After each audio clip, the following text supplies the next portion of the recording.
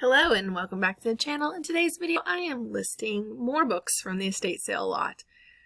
I don't know if these have sold yet. The listing from a while ago, I will say that I have almost touched every single book in that estate sale lot. I have half a shelf, 3 rows deep left. So far there's been 921 books.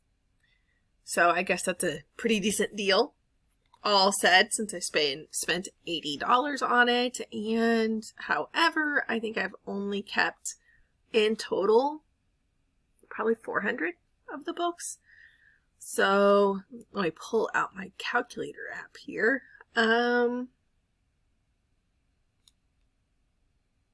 If there were 1,000 books in there, I paid 8 cents a book. However, if I only list 400, I paid 20 cents a book. So I guess I'm winning when I sell them for $4. I will say I was much more brutal when I was going through the books this time around, and if I could not list them and sell them for $4.99, I did not list them. I donated them. Upside, we have an amazing book donation program in our area. Our library sells them at a Friends of the Library book sale every month. So they are always taking continuous donations of books, which is great. I know a lot of thrift stores in our area have limited their book acceptance, and some of them don't accept books at all anymore, or they will just post like, we are currently accepting books today. Right now, you must get it down here the next 10 minutes or we won't accept our books. And a lot of our thrift stores in the area have started doing that. Like, we only accept donations on Monday. Your donations must be in an open box. And they go through the donations and they say, we'll accept that, we won't accept that. We'll accept that, we won't accept that. Where the library will take all of the books, which is amazing and great and makes it more okay when I pick up books. It makes me feel more okay when I pick up books. And I will say the mass market books, the big cookbooks that everybody could buy at like Barnes & Noble or Walmart or whatever, don't sell. Don't even bother.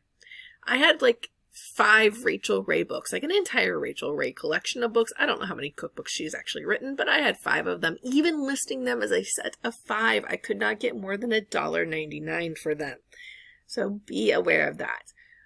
However, when I was going through the books, this is such an odd assortment of books. Granted, I grabbed every single book in the entire house. I have everything from coloring books to cookbooks to architecture books to big coffee table books about wars. But the books that actually are netting the most money is, I don't know who had them. I'm going to assume the husband had them because I'm sexist. There are home planning books, and not like take care of your home, like I'm going to build a house complete with like measurements and stuff. Those books they'll go for like $50 a piece. It's amazing how high they go. I don't know how much they sell brand new. I haven't looked at them, but those sell like home planner, how to build a house, with all the specs and materials and everything needed. All of those are like official books. They're not like, I'm going to go to Walmart and buy a book, or I'm going to use an app and buy a book. Those are more officially looking books.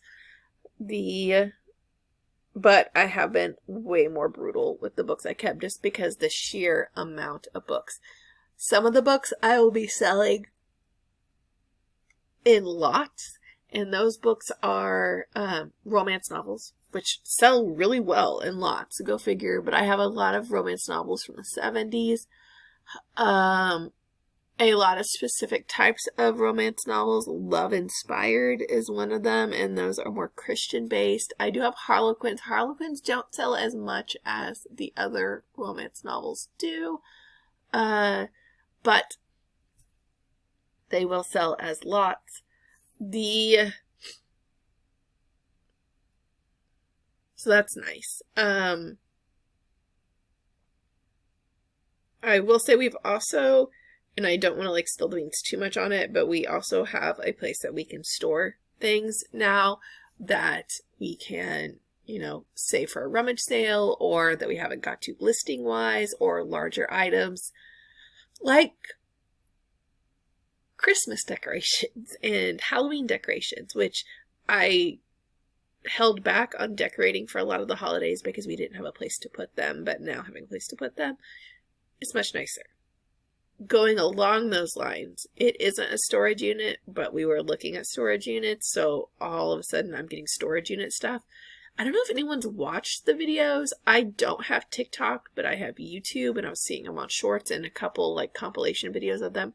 People living in storage units. While we were looking at like ways to store our stuff, we did look at storage units. I don't know how these people are living in storage units.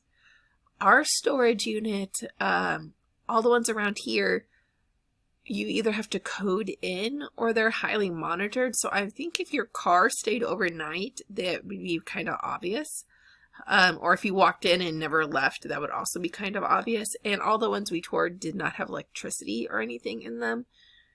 I'm sure that they get really hot in the summer. Like, why would you live in a storage unit? I see like keeping your stuff in a storage unit if you're unhoused or in between housing, but why a storage unit? Granted, I'm a camper now. I think I would live in a tent before I lived in a storage unit. A lot of campgrounds, dollars a day for tent camping. Yeah, some of the more nicer campgrounds could be up to $25 a day for tent camping, but then you have access to bathrooms and showers and stuff like that. Granted, in nasty weather, that'd be horrible, but then you'd also have your car there, so I guess you could sleep in your car too.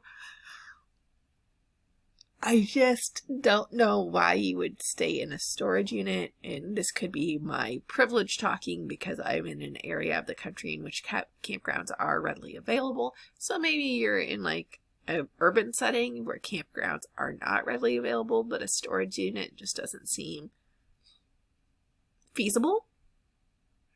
I don't know, like, if these people are just putting on these videos to, like, make content. Also, if you're doing something illegal, why would you film it and put it online? Just throwing that one out there. I did watch a reseller video where the person has a storage unit and it's full and she's calling it her death pile and she's going in and listing these from the storage unit.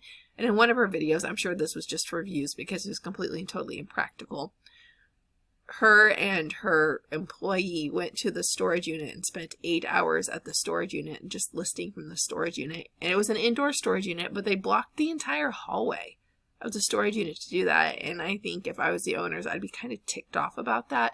1, it's a fire hazard. 2, no one else could get around to their stuff. 3, it's really impractical. Wouldn't you just take boxes home and list them and then take them back, or you know, do something else with them? I don't know. I just find it impractical to take my whole entire setup, do a hotspot, take external batteries, all of that just to list in a storage unit.